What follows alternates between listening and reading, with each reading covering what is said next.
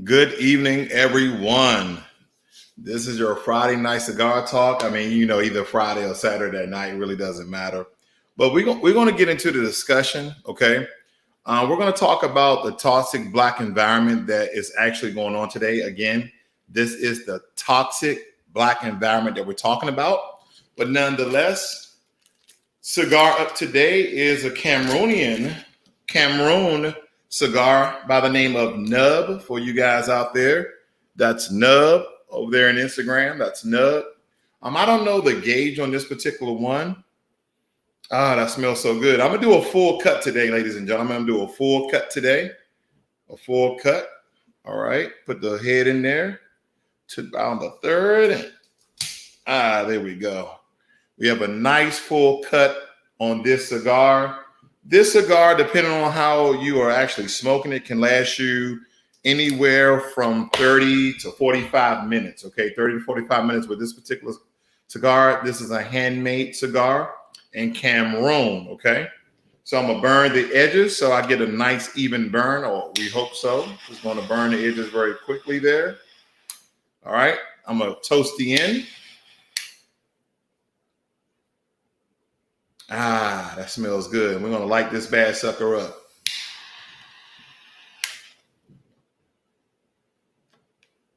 Good evening, everyone.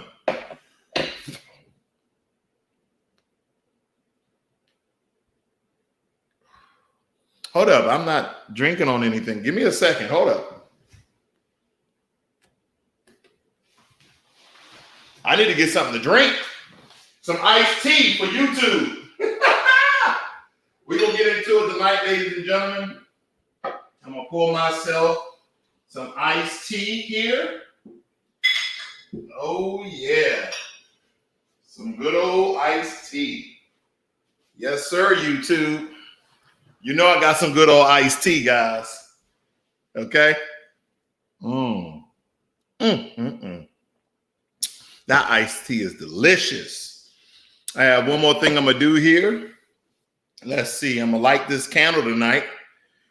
I got this new room that I have an air purifier, a fan, all types of exhaust, so I can smoke a cigar inside the house. Okay, ladies and gentlemen.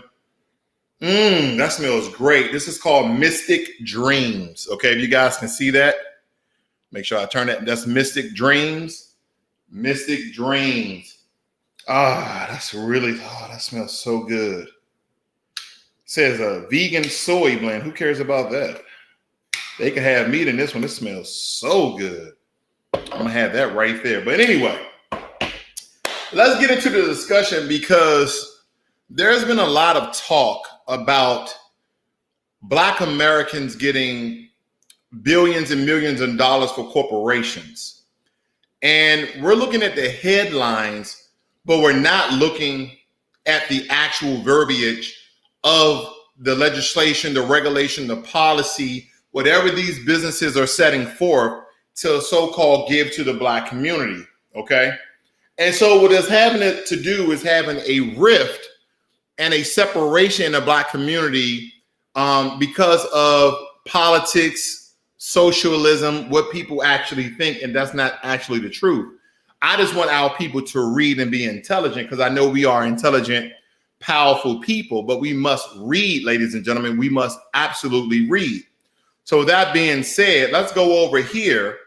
And you see right here, it says PayPal commits $530 million to minority-owned businesses. Again, this is not saying Black businesses, okay? So a lot of times, if you notice throughout history, anytime that Black people either one, go off to themselves and try to build their own communities, those communities get decimated, okay? They become massacres. If you look up at all the Black massacres that occurred in America alone, it's quite staggering of the amount of people they killed in order for us not to be economically powerful. So we must understand the trick bag. We must understand the undermining of when organizations say they're going to give things to the Black community. Who are they really giving it to? Okay. Now, that's just one example of PayPal, okay? And I'm pretty sure a lot of you guys are familiar with PayPal. Let's look at another one, okay? This one is coming from Enterprise Community Partners. And I know that you guys on Instagram, you can't see this, but if you go over to YouTube Financial Literacy 101, you'll be able to see my screen here. Enterprise Community Partners announced $3.5 billion Equitable Path Forward initiative to counter racial inequalities rooted in housing. But when you look up the word minority, it's all over the bill. Under management are controlled by minority-owned firms. Even among community development corporations, only 16% are minority, not black. Okay, so we have to understand in this environment that they're trying to give us all of this money.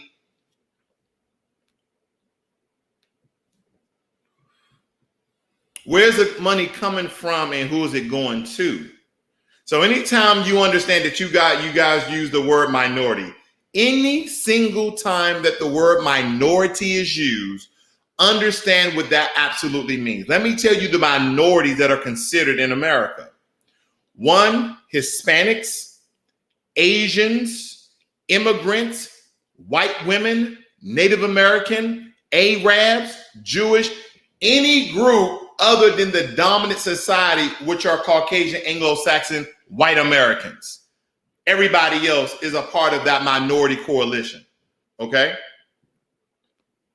So if it doesn't say specifically black Americans, foundational black Americans, black American descendant of slaves, then understand that everybody else can get it. Because you know what? Technically, some other groups can claim American descendant of slaves, American descendant of slaves. At one point in time, it wasn't a large part of time, but it was a very short period of time that Native Americans were slaves. But a lot of them were either running away, they knew the land, they knew how to live the land. A lot of them were running away. But for a small time, they were in chains. But whenever they got free to do work, they just ran off because they knew how to live off the land. This, essentially they were here. But we know we have black Native Americans. We have what seems to be Native Americans that are mixed with Mongolian sort of looking type Native Americans. And I get into this argument, right? And this is what I mean about a toxic black environment. A lot of us don't know that a lot of Native Americans were black. Now, your grandmothers, your grandfathers will tell you that you probably have Native American in you, okay? They probably will say it a different way, okay? But they say you had Native American in you. And that's the problem, that we don't know our history. How could we be the first people, but not everybody mixed with black people or with some sort of African, okay? Because essentially, we did your Native Black American to this land before 1526 or 1619, however you want to look at it. But you have to understand, if the first life derived in Africa, then what else do you know, okay? Just waving to these guys on Instagram. I'm not ignoring nobody. So let's move on. What else about the toxic black environment? So if you guys have been watching YouTube very heavily, what you've noticed is there's a lot of people in the conscious community. There's a lot of people in sports having clashes back and forth. But the issue is they're all black. Or at least that's what I'm looking at, because that's what I look at the most. I'm looking at people who have black creators who have black content, okay? Supporting your own means supporting black YouTube channels too, black Instagram channels too, black Twitter channels too. That's also supporting your own, and that don't cost you any money. It just costs you a little bit of time. But I'm seeing certain figures, and I won't say names, okay, because I'm not trying to start any riffraff, but I'll say Agent K and I'll say Agent B. One guy was a previous basketball player, and another guy is a financial professor, okay? And this is not to call out them personally, because I would never do that, because I'm about connecting people, okay? And peace. and some sort of tranquility. But the issue is that with this environment that we all are creating in the Black community, we're starting to see that people are lashing out back and forth publicly, okay, publicly. Why is it that we are doing this to ourselves? We're creating our own toxic Black environment. Nonetheless, we have police brutality, we have discrimination, we have racial bias, we have all of these other things that are against us, and we still choose to destroy ourselves.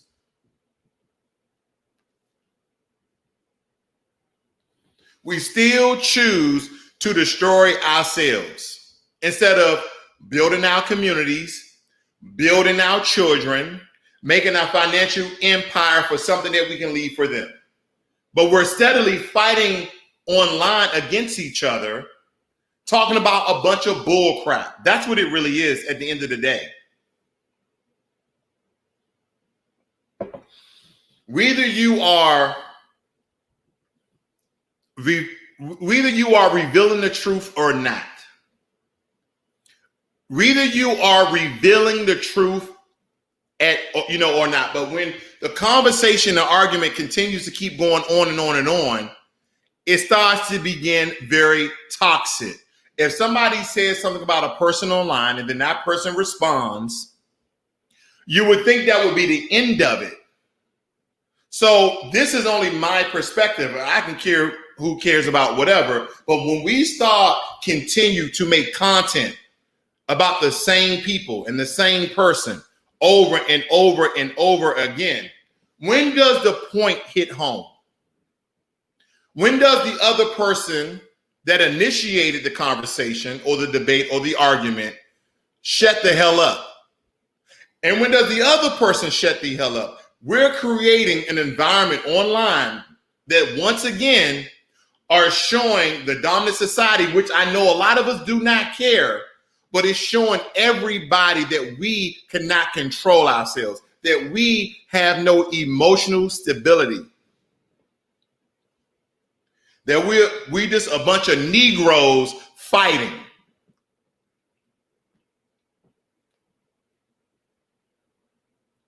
Some people are asking for physical violence. Oh, let's get in the ring. Some people are asking for intellectual debate. Why? That's the question you should be asking yourself. All right, let's see here. We got Lavender. Okay. We got Felicia Gaskins. What's going on, Felicia? We got Lavender going on to you. Let's see. Greetings from Oklahoma. We got Wendell. Wendell says, in my words, letter K went away overboard in response to letter B. Letter B provided a gentle critique and the other guy went away. Exactly. So thank you, Wendell. Let's put this into perspective. So I'm a subscriber of both of these gentlemen's channel.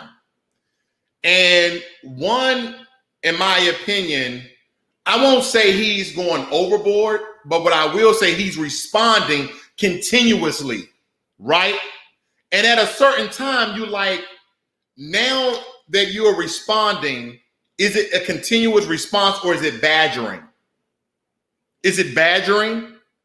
Because again, if Agent B, letter B, if Agent B never would have mentioned Agent K's name, then they wouldn't have this discussion. But we are creating a toxic Black environment. These are the issues that get people killed. I'm not saying these two gentlemen will ever do that, but when you start off in these online attacks, have you noticed that a lot of people in the Black community are still dying and it's not by the hands of the police? See, I would never say, oh, well, what about Black on Black violence? I would never say that. Because every community have their own violence. Every community are killing each other. I call them proximity killings. They're proximity killings. You kill people who are in close proximity to you. If you're in a white neighborhood, white people kill white people. If you're in a Hispanic neighborhood, they kill each other. It doesn't matter.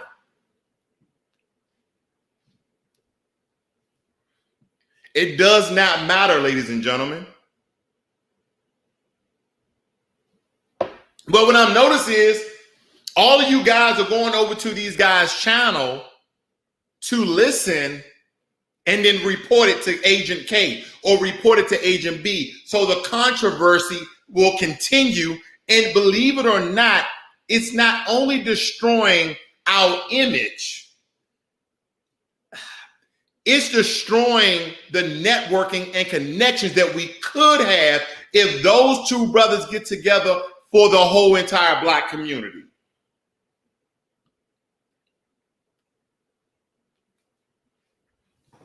It's something bigger at stake here.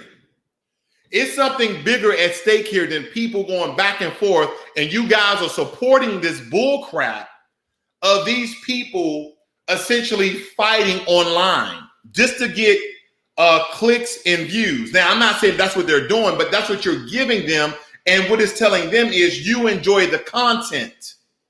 You enjoy the fighting. You enjoy the bickering. You enjoy that Black men are tearing each other down.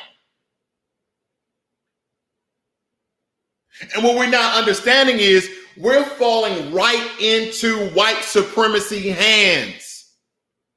If you guys go and read the Willie Lynch letter, you will see that Willie Lynch said we're going to buck break the men and elevate the women so the women become head of the household. Now you have a house where the women are aggressive and the men are beta and the men are soft. Why do you think this narrative keeps changing? People are now attacking people years ago because they might have said a homophobic statement or something. And everybody's apologizing. I was looking at a young lady, won't say her channel's name, but one of her subscribers was essentially attacking her on her channel, and she called him a faggot, which is a derogatory name. Now, I don't support any derogatory name. You call people the N-word, you call people the B-word, doesn't matter. I don't support any negative epithets towards any group. But it is about telling the truth. And once you tell the truth and you speak your piece, you can go silent. But our environments, in our neighborhoods, in the hoods, in our communities, we are still killing ourselves. And now we are defaming our credibility online. That's what we're doing. We have a toxic Black environment. And if you're watching that mess, even if it's the truth or not, you have to understand, even though someone may be telling the truth, it's still tearing down another Black man. I can understand someone comes out and critiques Agent K. Agent K responds. Agent B responds. And see, already that shows a sign of emotional immaturity on Agent B. Because it shouldn't go back and forth. Once you spark that fire and he used that to start a freaking forest fire, Agent B should have stopped. Because you know how Agent K handled other matters with other basketball players that spoke ill about him for 20-something years. So if you believe that something is wrong with him, you feel like he's going through depression, then Agent B should have stopped. But no, you want to debate. You want to go back and forth. No. If somebody's hurt, leave them the hell alone. And that's the only thing that Agent K was talking about. But Agent K continues to make content because Agent B continues to make content. And one content is going to be more volatile than the other. But guess what? They're both tearing down each other. They're both tearing down each other. In the end, who wins? In the end, who wins? White supremacy. I've been going back and forth with a fellow on YouTube, and he was trying to break down how the Native American community essentially is fighting for everything that they have, and that I was lying. I'm just going to keep it real. See, and this is why I told him, I said, you know what? Hey, I'm not going to respond to you. I'm not going to go back and forth with you about, whatever you think, because I can show him the bills and legislation of all these billions of dollars that the Black community should get. Instead of going back and forth, when I say, hey, come on my show, you provide your evidence, I provide my evidence, and we'll leave it like that. But I'm not going back and forth with somebody. See, in my opinion, when you continue to go back and forth with someone, that's not inherently a man. Because usually when you go back and forth, arguing, that start getting to the, in my opinion, the female realm. Because eventually blows will start to happen. Now, because everything is online, people are just financially knocking people out. That's what they're doing. And then we got people in the chat room. Yeah, 100%. We got your back. You don't got nobody back. All these people in all these damn chat rooms don't have nobody back. We behind you 100%. We need to protect this brother. Who are you protecting from your computer? Who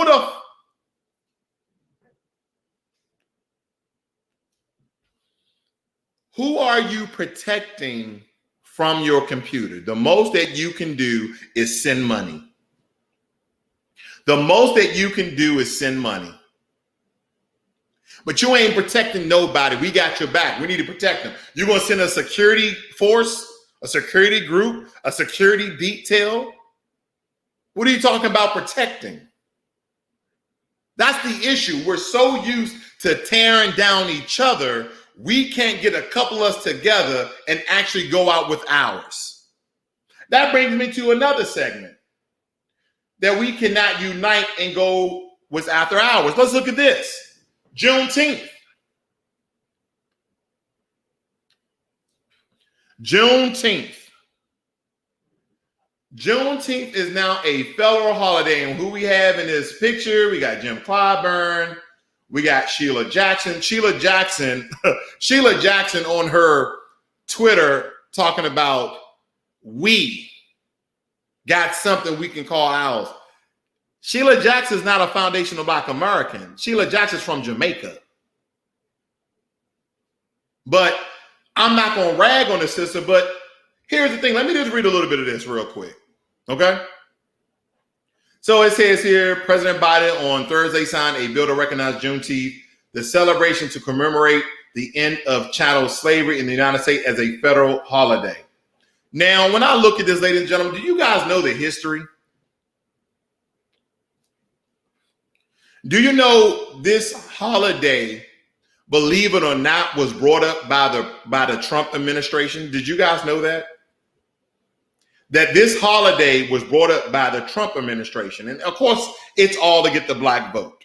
Okay. And this is to sustain the Black vote. Black people, ever since Joe Biden has been in office, has been saying, Joe, what are you going to do for Black people? 87% of Black people voted for you, and you have done nothing for us. You have done everything for every other group. You've done things for immigrants. You have done things for the LGBT community. You've done things for the Asian community. You've done things for the Hispanic community. You gave $31 billion to the Native Americans. What are you going to do for the Black Americans who actually voted you in with Kamala Harris in the presidency?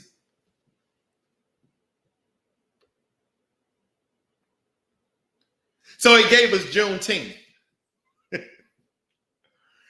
Ladies and gentlemen, what is Juneteenth? Who gets Juneteenth?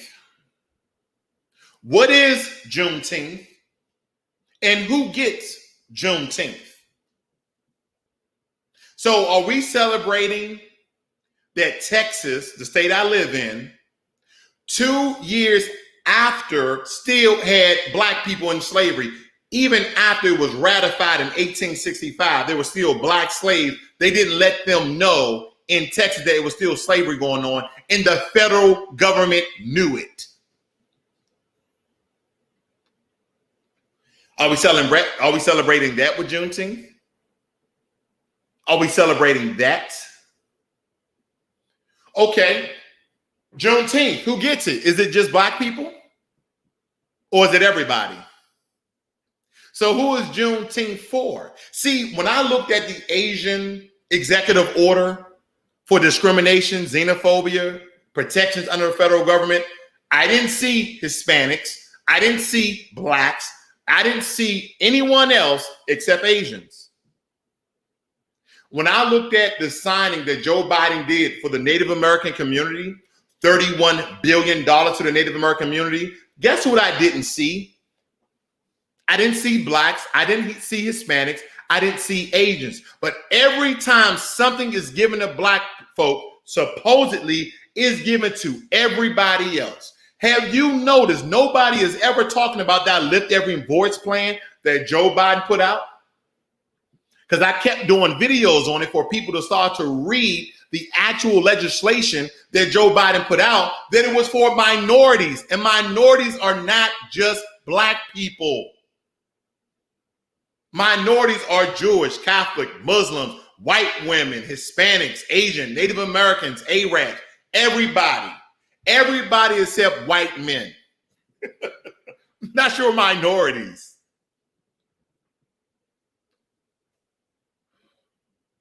But we continue to fall for the same tricks day in, day out. Because some of you like, well, next term, I'm not going to vote for Joe Biden. I'm going to vote for it. That's the problem right there.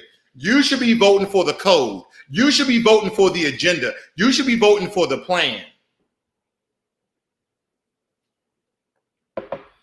Every time it seems as though we're getting something for ourselves, it's given to somebody else. And guess what? What is Juneteenth to black people? A day off? Probably without pay? See, they can give you, what they do is this. They give you a token, not reparations. They give you a symbol, not land. Or they say, you know what we're going to do is we're going to allow black people to loan $10,000, $20,000. Let me stop this noise over here, guys. I have my other computer making all this noise. Give me 1 second. Give me 1 second. I got to shut off this computer over here. Because we're going to get into the discussion tonight. All right. We're going to get into the discussion because we continue to get tricked day in and day out, and we're not focusing on the real issues at hand. Our communities are still in shambles. See, the one thing that I want us to understand, whether it's a Democrat or Republican, believe it or not, a lot of truth comes out during the election cycle, during the election period. Now, Kim Klacik came out and she was walking down the streets in Baltimore. I'm from Washington, D.C. I knew exactly what neighborhood she was in Baltimore. Look at this happening on you. Oh, okay. I'm out to end this YouTube screen, guys. I mean, not the YouTube, but the Instagram.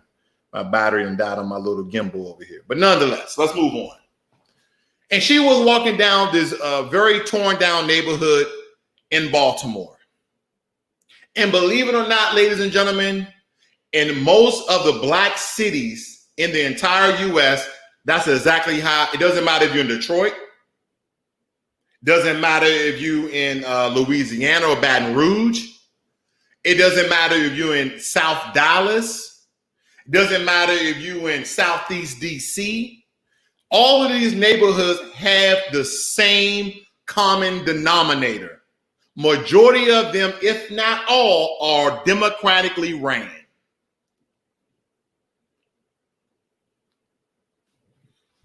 If you do the math for 40 million foundational black Americans, for the wealth that our ancestors built up, believe it or not that we are asking or begging what we are owed, believe it or not, if you do the math straight and plain of the amount of wealth, $14 trillion that our ancestors built for this country, do you know that each one of you supposed to receive $335,000? See, the plan that Ice Cube made, the contract with Black America, I loved every bit of it except one piece, that we will get a 0 interest loan. No. Everybody can get reparations. Everybody can get money except for us. See, we need to continue to teach our history because now they're passing bills like in Texas about critical race theory. Anybody know what critical race theory is?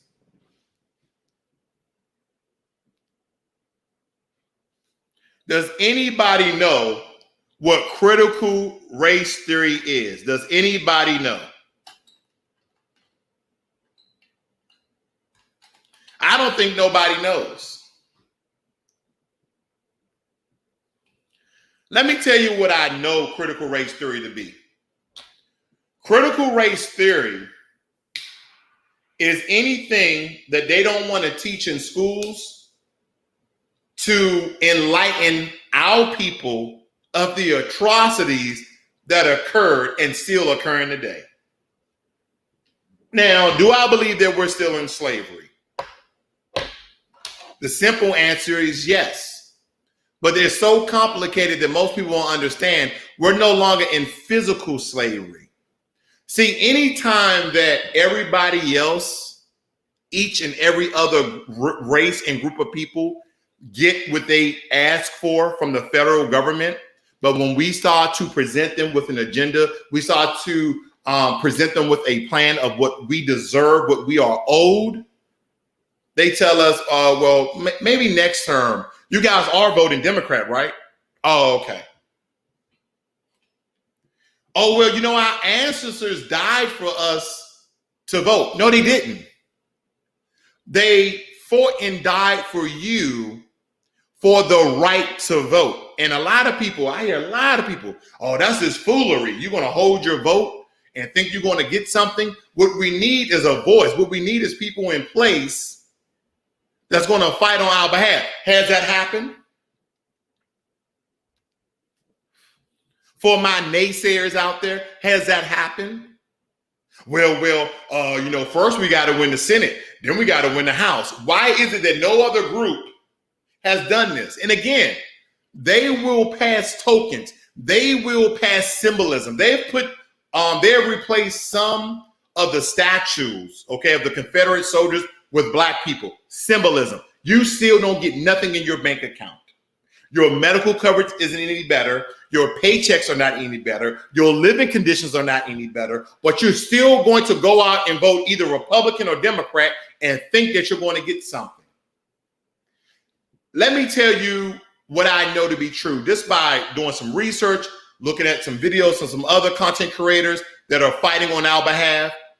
The one thing is, I truly believe in the next term, by 2030, if we don't get it together as a group, we're gonna be obsolete. They're not going to even look for us, because what they're doing is, the reason why Joe Biden has influxed America and lift all these bans that Donald Trump put on immigrants is so that they can have a buffer class to come over, whether it be from the Caribbean, whether it be from Europe, whether it be from Asia, to essentially dilute and diminish the Black American vote, so they don't need to depend on us, so they don't have to pander us to. And I say, well, you know what? We're just tired of pandering to Black people. Like, it costs us money to pander, and we know we're not going to give them anything. Yeah. We'll give every other group something. It's something about this damn melanin that people hate. I don't get it. And then, ladies and gentlemen, if you're not teaching your kids our history, what the hell are you doing? See, I tell my son, him, we're going to watch these documentaries. We're going to watch these shows. Because a lot of times he's just in his room playing video games, watching TV, and most of that is of white America. And believe it or not, when a child is so young, he's starting to subconsciously ascend another race above his own, thinking that they're more superior, because that's all he see on TV. That's all he see on video games.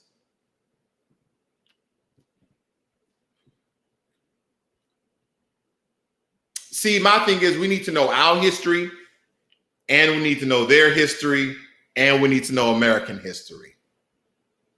Whether you consider yourself a Black Native American, or African person who was part of chattel slavery, you're descendant of those people, then you need to understand that critical race theory, this terminology that they're throwing around, is to wipe away our history.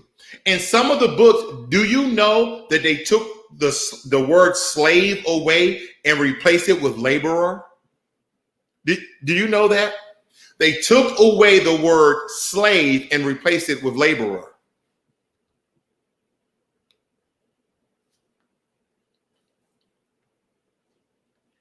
We can't continue to fall for these tricks. Let me see what you guys are saying. So we got Pedro in the room. What's up, Pedro? Let's see here. Wendell says, yes, that's very intentional. Honestly, outside of foundational Black American society, I think they're scared to death to give Black people true economic power. You can't do that. See, that's the one thing that the system of white supremacy will never give us. They will never give us economic power, because then we'll become powerful. They're not going to give away their power. Okay. Let's see. Elliot Finesse says, basically it suppresses Black people, a form of trickery. That's what critical race theory is to me.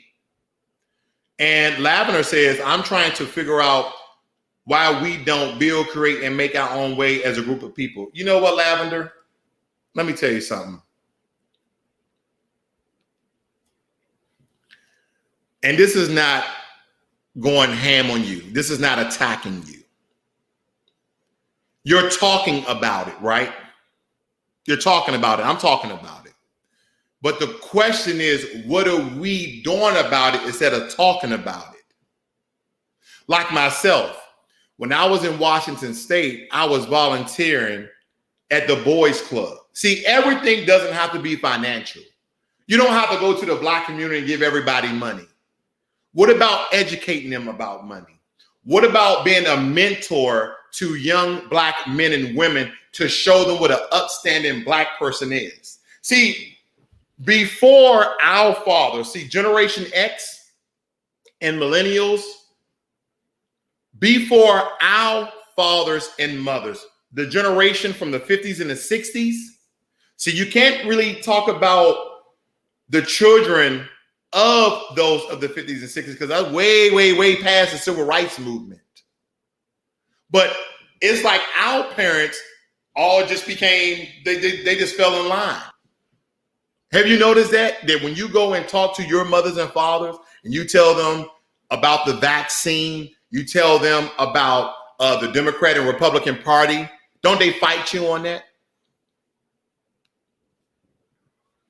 When you start talking about religion and about, well, I believe, but I really don't. Oh, you got to believe.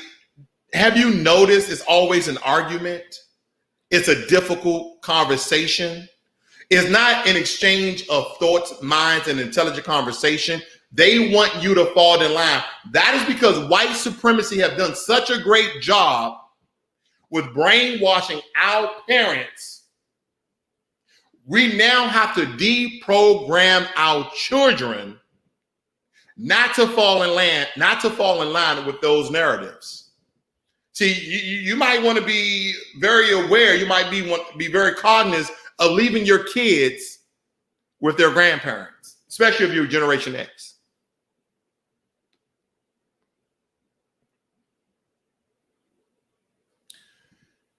Did you guys know before, when was it? Right before the Great Compromise, most Black people were Republicans. They call it the Lincoln Party. They were Republicans because Lincoln, we all know the reasons why he released the slaves. It wasn't because he loved Black people. It's to win the war, basically. Because he even stated, and it's on record, that if I didn't have to release the slaves from bondage, I wouldn't. But we need to win this war and we need more manpower. But our parents were all Republicans. Not our parents, but our parents' parents were Republicans. Am I telling you to be a Republican? Hell no. Am I telling you to be a Democrat? Hell no. What I'm telling you to be is an independent class. that you're going to vote based upon the agenda that has been set forth. And one of the number one thing on that agenda is a cash payment of reparations.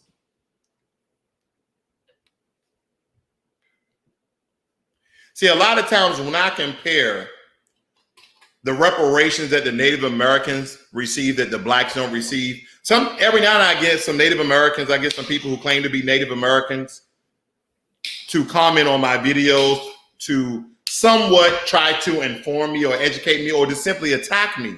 But the point is, listen, you guys got yours. I'm not trying to attack you guys. This is called compare and contrast.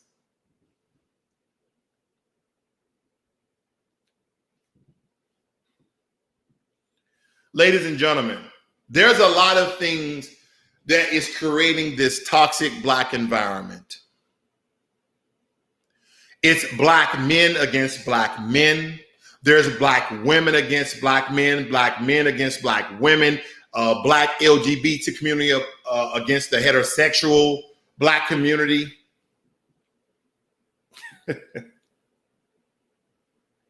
See, it doesn't matter your sexual behavior. It doesn't matter what you identify as sexually or what group you belong to. I don't care if men like men and women like women. But when it comes to building, we need everybody.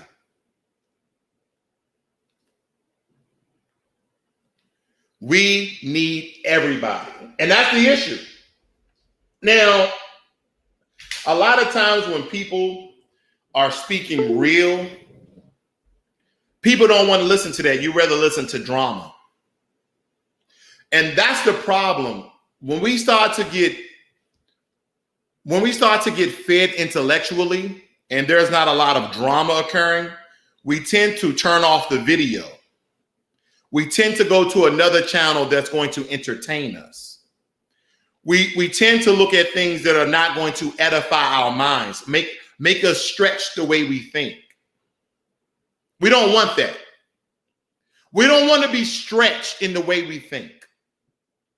We don't want to be scratching our head like, oh man, you know what I'm saying, man, it's Friday night. I'm trying to get on these hoes, man. I'm about to have me a drink. That's how we look at things. And if you look at our communities, other than being subjugated under the system of white supremacy,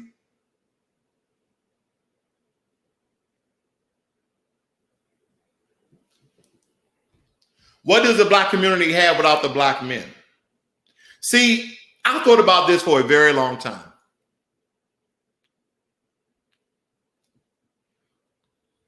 Now, this may be somewhat controversial, and for those people who left, they're going to miss this.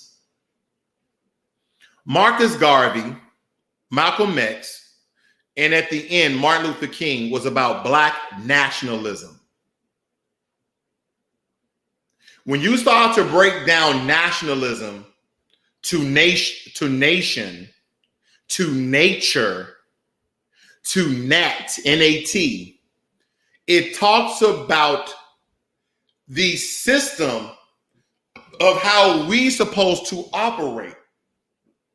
How are you going to have black nationalism without a black nation? How are you going to build a nation if the women are alpha and aggressive and the men are beta, and all of them, or a large portion of them, are part of the LGBT community? Disclaimer, I want people not to take what I'm saying out of context, because I have nothing wrong with the LGBT community. I believe that everybody have the right and freedom to express themselves however they want to express themselves. But again, if you are into black nationalism, which essentially is building a nation based upon economic empowerment and economic power, then you can't do that when your community is out of order. You can't do that. The one thing that you need to have When you're talking about black nationalism or a black nation, you need to have black people.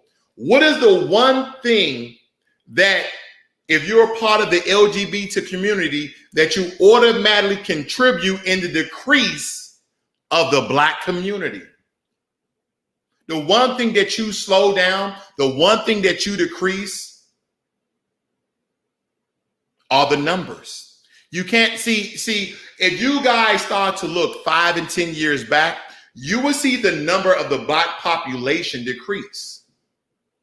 And there's two major factors from that. One major factor is that the dominant society, white supremacy, has propped up the black women above the black men. That's a house out of order. How are you going to have an economic war? How are you going to have guards, soldiers, and warriors without men? Who fight most of the wars? Majority of the population, when it comes to being part of any of the armed services, are majority men. Am I saying that women can't fight? I'm not saying that. So again, I have to say these things, unfortunately, because if you don't say them, then people on YouTube take it out of context. Oh, he's saying women can't be soldiers. He's saying, no, I'm not.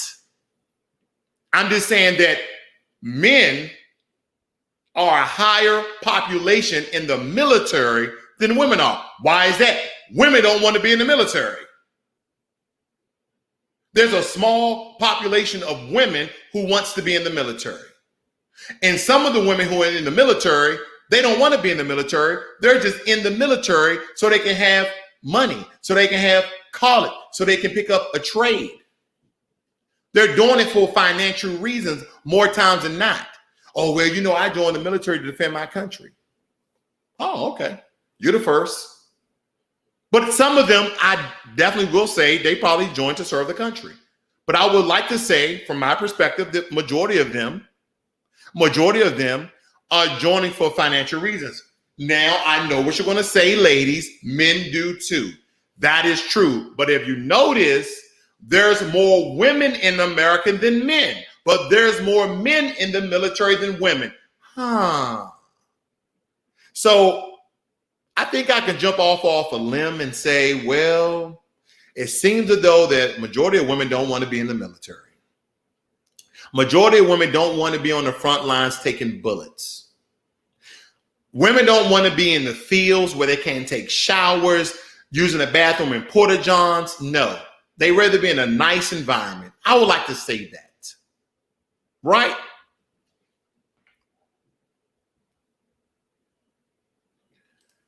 Elliot says, oftentimes people say things that don't sound or to appear to look good, such as making Juneteenth a holiday, but it's actually an empty purse. Bingo, my friend. And actually serves no purpose and does nothing. It does absolutely nothing, but on paper, it will say that the Democratic Party gave black people Juneteenth. Where if you gave black people Juneteenth to recognize the end of slavery, why is it that everybody celebrate Juneteenth? Now, let me ask you this. If we're celebrating Juneteenth in the end of slavery, but then you contradict that with critical race theory because you don't want to teach kids about slavery and what this country has and still doing to melanated people. Ladies and gentlemen, you got to lift up the veil from your eyes.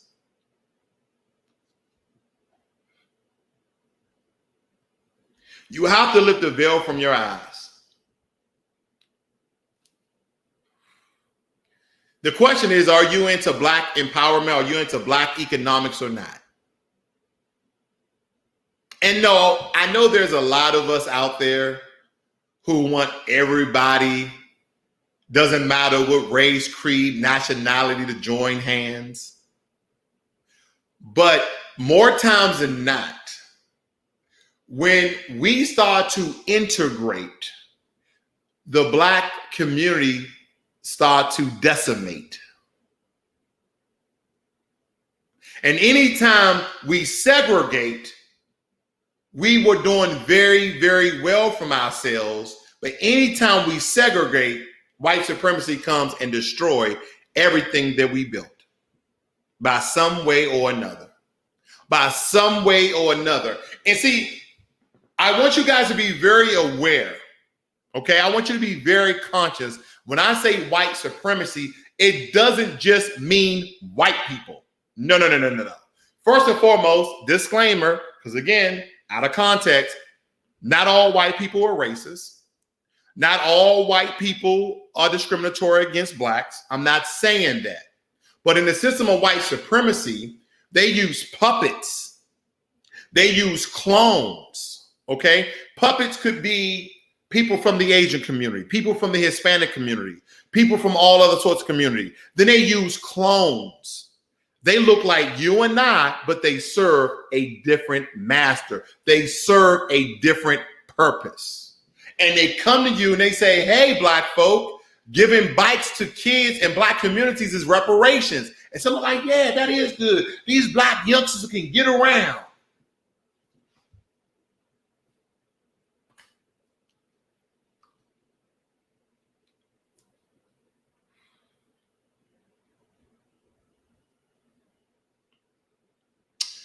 Freddie Silver is saying something very powerful. The first time I saw it, I was going to say something different, but maybe I think I get what you're getting at, and you're right. Oh, they're black racists too. Yes. And I am talking about black racists that hate black people. I remember I was around, how old was I? I was in my mid-20s. Was I in my mid-20s? Early 20s. I was in my early 20s back in DC. And I went on this date with this beautiful black woman. She was darker than me, but she was absolutely beautiful. She told me, yeah, you're the first black guy I've ever dated. I was like, why? She was like, because you know how we are. I said, well, how long are we? Because, we have black people in every category. We have upstanding gentlemen. We have businessmen. We have entrepreneurs. We have engineers. We have IT techs. We have black professionals. Okay. We have white collar workers. We have blue collar workers. So I said, so what do you mean? Oh, well, but you're different.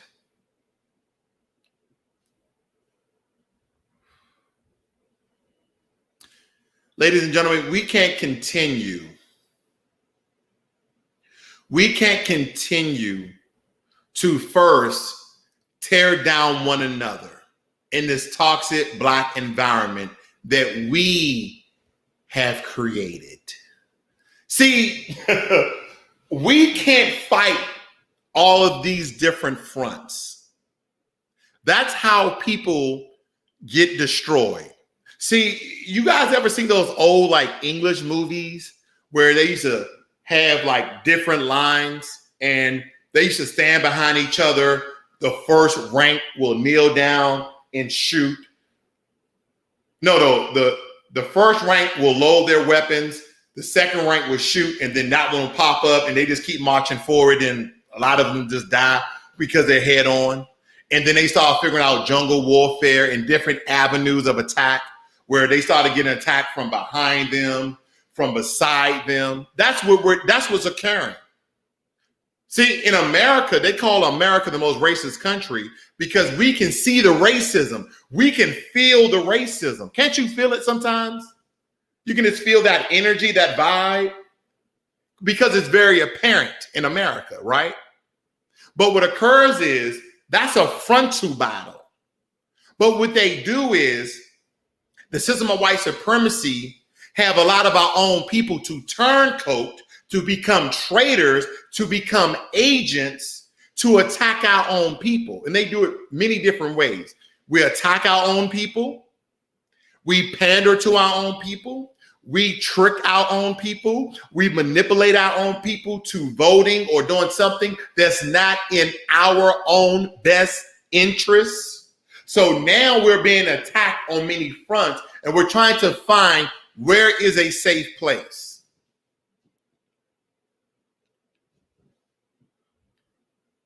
We have created this toxic Black environment, and we have had help. But the problem is we're too blind to see who's in control of it all. Because while we're infighting, see, we're infighting against each other. The same time we're trying to outfight, where you see all these other groups. Think about this. Think about this. You see the most controversial things going on with Black people than any other group. Every now and again, you hear some stuff that, you know, this white person did this Hispanic person did this Asian person did that. But more times than not, you hear more things about us than any other group. And we're the third minority about to be the fourth minority. How is it that? How is it that you got whites, Hispanics, Blacks, and Asian? What are the major minorities, right? But why is it you always hear more stuff about us? And I got it. The system of white supremacy has done a number on our communities. They have boxed us out of great careers and great jobs. And some people on YouTube will have you believe that everybody can start a business. No. Because here's the thing. There needs to be employees. Everybody can't own their own business. Everybody doesn't have the mental intelligence and the emotions to run their own business. Running your own business is not an easy task. You can't just sign a bunch of papers and like I have a business. Oh, I'm a CEO of who? Yourself? No, you're just a business owner. You're just an entrepreneur. You see what I'm saying? So I won't tell everybody that everybody can go out and start a business. You don't have it. You may just be a great employee that can make a great pay. Me personally, I don't mind being an employee. I don't. And here's another thing. You can do both. You can work for somebody and still have your own business. And if your business takes off, then you can leave that business that you was working for and start to build and multiply on your own business that you've already started, and you see the earnings coming in. But what if your business doesn't take off and you quit your job? Then where you are now. You get what I'm trying to say? So when you hear people like, oh, you should start your own business, you should take this course, you should do this, you should do that. No. See, on financial literacy, what I do here, I teach you guys about saving for your emergency fund. I teach you the pillars of financial wealth, getting out of debt, having low debt, using debt as a generator for wealth, learning how to invest, raising your credit score, doing some of the same things that the dominant society has done to become very, very wealthy. Not everybody who lives in a great neighborhood are rich. They might make 100,000, 200,000, 300,000, but they're not millionaires or billionaires.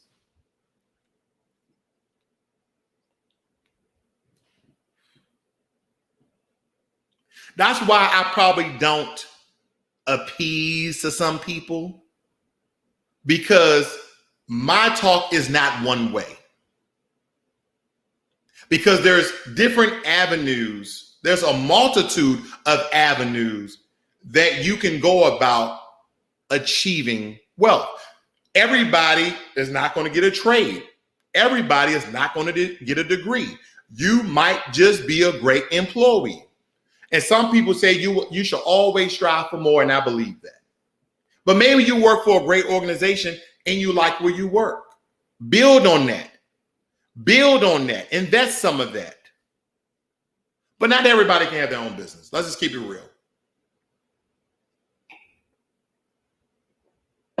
Some of your friends, some of your family members say they're going to go out and start a business.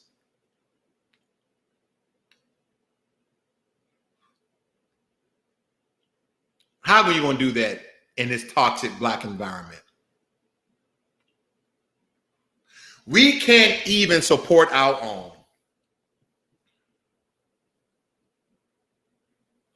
Some of the same people that are speaking about us uniting together as one are the same ones infighting online and also in our communities.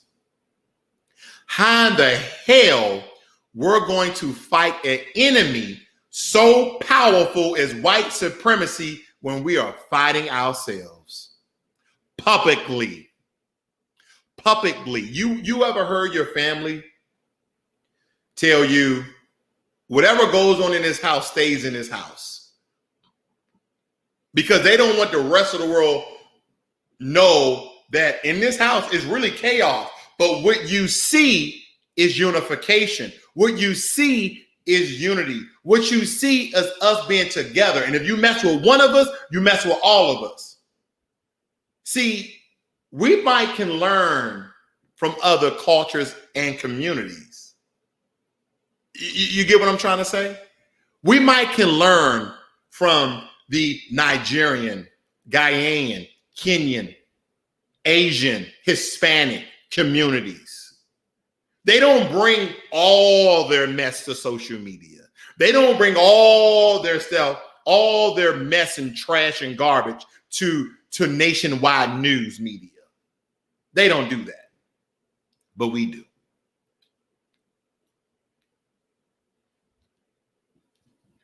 We'd rather fight with ourselves than unite with ourselves.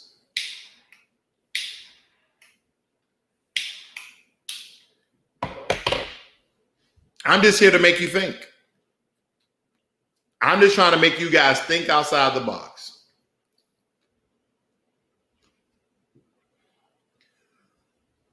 Let's see here. Wendell says that the mental conditioning some Black people have are from being told they're nothing, so they direct into Black society. Absolutely correct, sir. What else do we have here? Me, myself, and Wendell, we are never getting reparation is wishful thinking. We need an alternate plan besides waiting for reparations.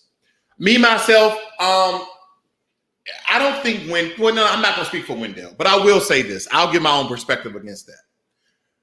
We're not waiting for reparations. We still have a lot of nation building to do. Within our communities, we need to encourage our youth, our teenagers, our young men and women, our adolescents.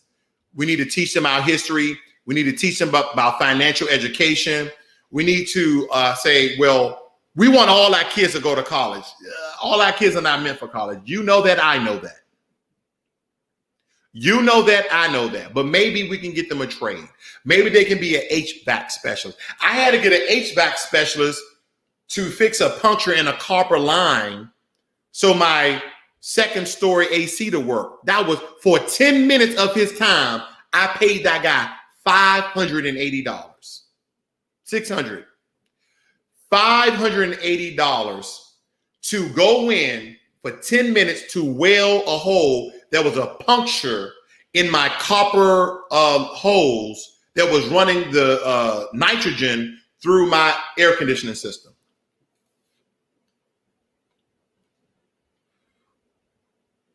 What about an electrician? I paid an electrician $350 in my garage where I used to do my cigar talks to install a light that had a fan in the middle. $350. In the past 2 months alone, I paid an irrigation specialist to fix my irrigation system, my sprinkler system. He had to reroute some hoses, change some heads, fix some lines that were broken. I don't know how these things occur, but nonetheless. See, there's all these little niche jobs that our kids can do that you can do that can make you real good money. But for some reason, everybody is selling the ticket to college. Not everybody is meant to college. 4 years. 4 years. At least $60,000 that you have to repay unless you have the money, which we know the Black community does not have on a large scale. But if you did a certification, it will cost you, most certifications cost no more than $5,000. You can pay $5,000 back in a year. But in this toxic Black environment, where men and women in the Black community, men and women in the LGBT Black community, we are all tearing down each other. Black men against Black men. Black men against Black women. Black women against Black men. The LGBT community against heterosexual Black people. So on and so forth. But at the end, we are still in the same economical class that we were when our great, great, great grandfathers and mothers were alive, after white supremacy have destroyed everything they built.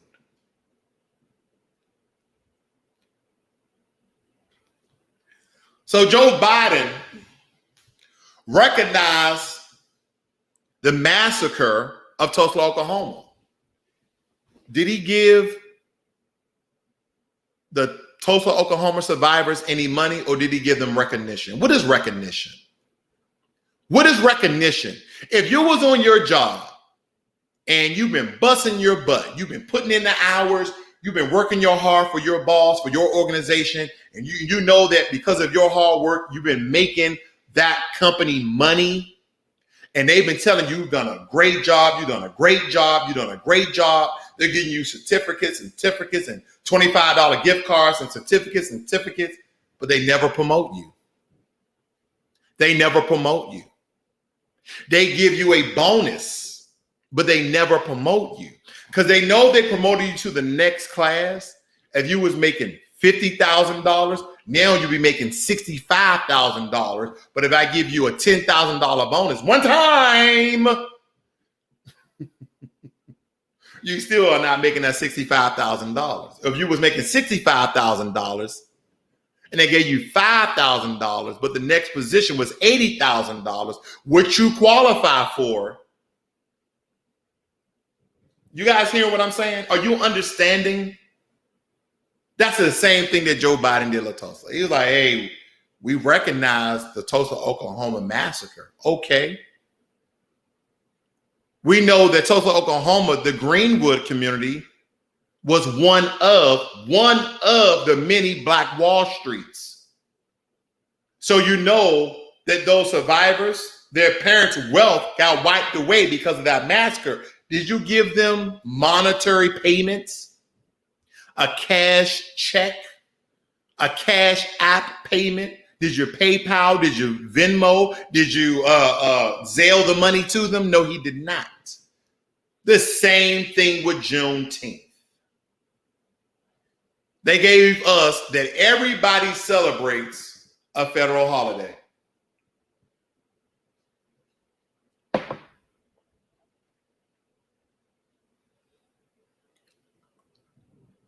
A federal holiday. Wendell says they basically recognize the Tulsa massacre, but that's all they wanted to do. I agree. Now that Juneteenth has been established, they want to stop talking about it altogether. Yeah, we're moving on to Juneteenth. Why are we going to talk about Tulsa anymore? We recognize Tulsa, did an executive order to recognize Tulsa. Okay. Now we're about to recognize the end of slavery with Juneteenth as a federal holiday that everybody gets off. Now what? Now what? Native Americans. Don't hate no Native American. This is not Native American hate speech. But I would like to recognize Native Americans and recognize Black Native Americans that never came over on slave ships, but that the Native Americans that look non-Afrocentric have boxed out the Black Native Americans to receiving any of the reparations that they have. And see, the one thing about critical race theory, just to go over that one more time, is that through critical race theory, if they implement that in our schools, what they're not going to do is tell you that some tribes was complicit in hunting down Black people that were slaves to bring them back to the plantation. Now, I don't want to get any Native American tribe wrong, but I believe in my research for those Native Americans who just want to bash me. That's okay. Because I have no hate. I have no animosity. I just want to recognize. But I believe it was Cherokee and some Choctaw. I believe there was a couple of more tribes that are missing, but just to name a couple. But they get $31 billion. And I've had some Native Americans to comment on me about a video I did, and they were saying how the Black community is going to receive all these billions and billions and billions of dollars. And if you guys rewind this to the beginning, I was showing how these so-called billions of dollars that we receive are for minorities, not just Black people. Now, I did see this where Target, and I was reading now, so far, this looks like it's just for Black people. This looks like it's just for Black people. And I kept reading, Black owned vendors. I kept reading. Let's see here. The bold actions we're announcing today reflects Target's ongoing commitment to advance racial equity for the Black community. Talking about Black owned companies, Black entrepreneurs. I continue to read Black owned businesses, vendor fair, 50 Black owned and Black founded brands. Yeah, they said Target has a strong reputation of 50 Black owned and Black founded brands with plans to continue to grow the assortment. Then we come down here. I'm still reading some good stuff. Today's announcement, okay, Target, is part of Target's commitment to social justice and racial equality, okay? And then they have REACH, Racial Equity Action and Challenge Committee, okay? It goes on to say, to end systematic racism in the U.S. and drive lasting impact for the Black community, that this investment builds up on Target, so on and so forth, and then Target's representation of Black team members by 20% over the next 3 years, and committing $10 million from Target to support nonprofit partners focused on addressing systematic and structural barriers facing Black communities. This is what I see from the Target website. Now, I didn't see minorities. I didn't see diversity. I didn't see urban communities. They said Black communities. And so far, this is on track when an organization is trying to help uplift the Black community. Am I an advocate for Target? No. Do I work for Target? No. If I'm a spokesperson for Target? No. I'm just reading, and this is from where? The corporate.target.com. This is from their corporate website.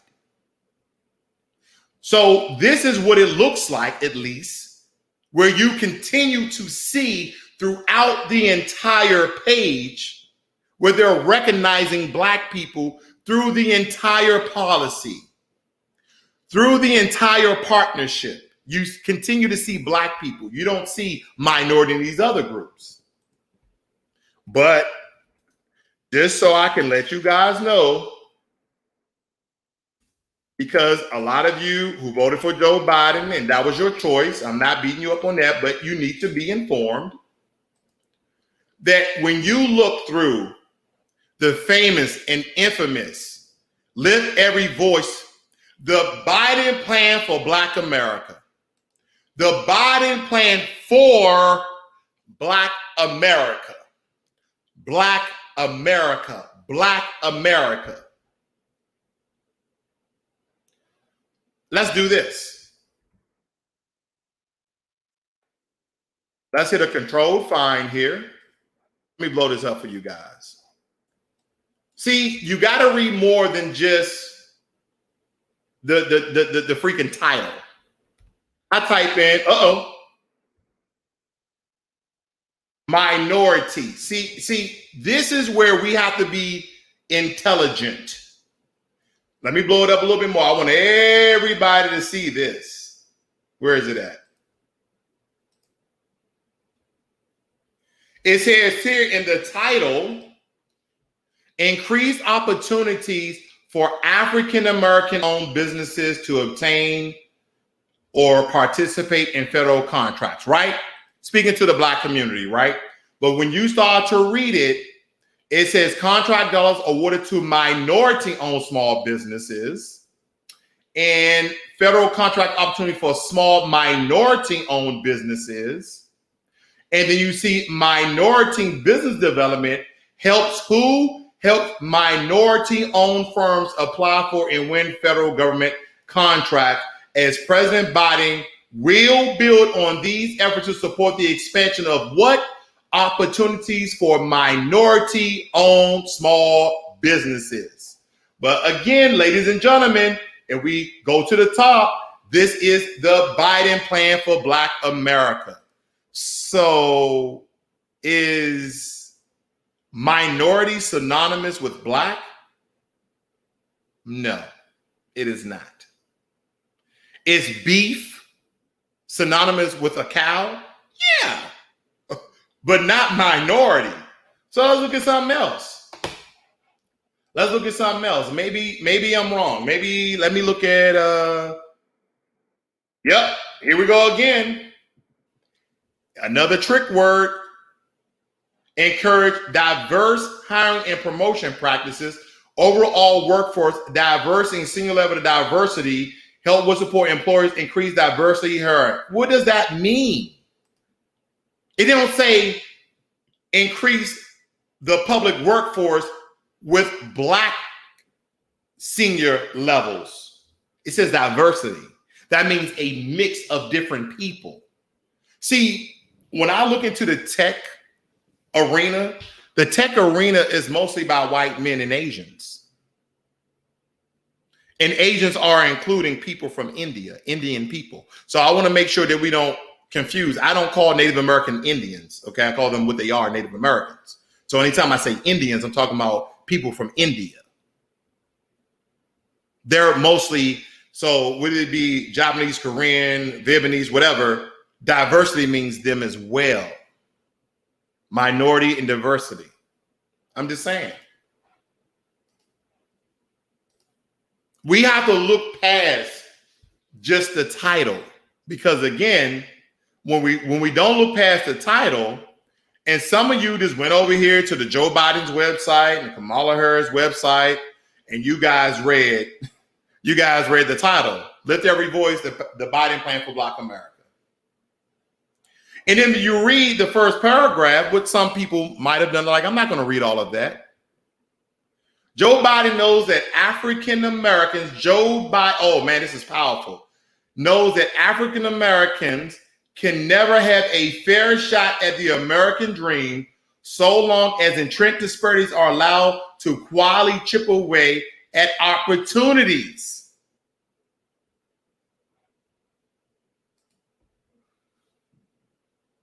First paragraph. Joe Biden knows that African Americans can never have a fair shot at the American dream so long as entrenched disparities are allowed to quietly chip away at opportunity. So if that to be so, Joe Biden and Kamala Harris is doing exactly what they said they was going to do.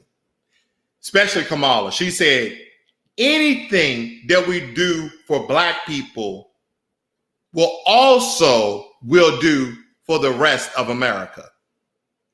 Just saying. Because when she got interviewed by that Black woman, I forgot the actual channel, but she said that.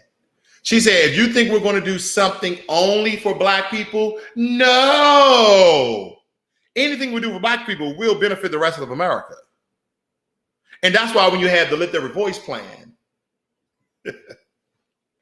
you have everybody else. Okay? But let me show you this. Let me show you one more thing. I know I'm running long here, but let me show you this one more thing. Stay with me. Because I think you guys need to see this so I don't get beat up. I don't get hate mail. Here we go. Senate passes largest investment in Native programs in history, more than $31 billion headed to Native communities. Again, money to the Native Americans. This is the $31 billion I was telling you about. And this is coming from the Indian .senate.gov. $31 billion. Well, let me do one more thing because I want to make sure I'm equal. Let me look up black. Nothing there.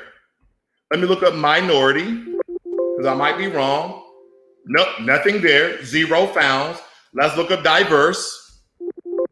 Nothing there. Nothing there. No minority. No diversity. No urban. No black, no Hispanic, no Asian. Let me look up Asian. Maybe that's in there. Maybe that's in there. Maybe Asian is in there. Asian. Nope. Not in there. Let me show you. I'll show you. If you look very at the top, I wrote right here, Asian. No, nothing there. So for all of those people who thought that this administration was going to do something for us, you should have known by the way when Joe Biden was one of his town hall meetings, they said, Joe Biden, do you support reparations? He started talking about immigrants and how immigrants are an intricate and important part of America. And they asked him about reparations for the American descendant of slaves. So I want you guys to be informed. You're going to make your own decisions, and that's okay. But I want you to at least be informed. So when you go up to the ballot box, when you mail in your ballot, I want you to think about a couple of things.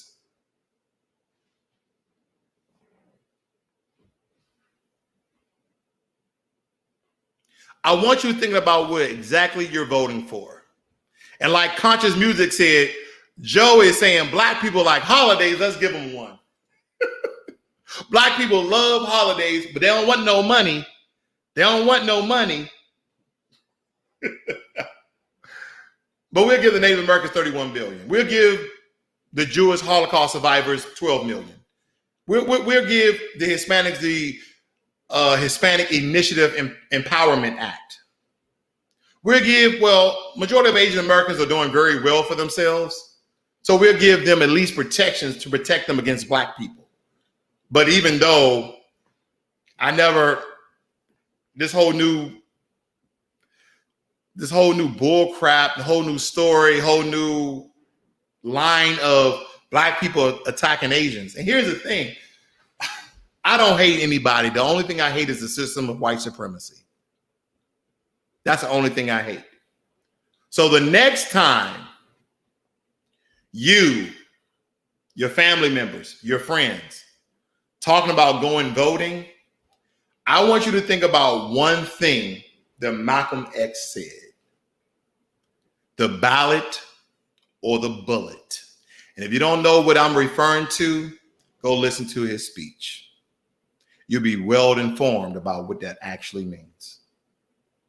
You guys have a great night. I'm out.